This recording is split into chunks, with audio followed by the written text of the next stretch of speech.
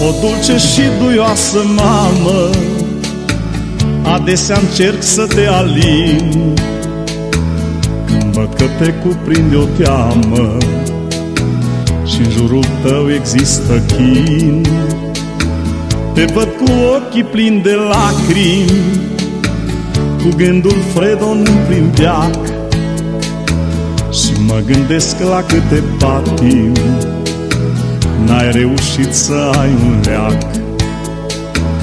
Tu ești o stea din carul mare ce nu-și găsește locul ei, și de atâta supărare ai revenit printre femei. Să-i dai, Doamne, sănătate, cât pe pământ va mai trăi, și de dureri să o ții departe în anii care vor veni.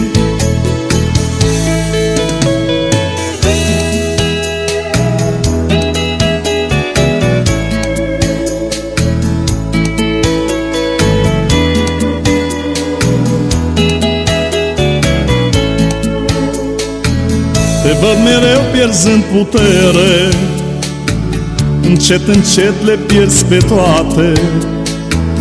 Mereu ești soră cu durerea și în divorț de sănătate.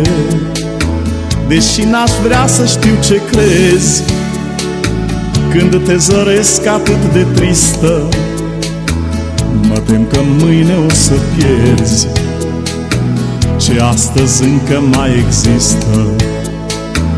Tu ești o stea din carul mare ce nu-și găsește locul ei, și de atâta supărare ai revenit printre femei.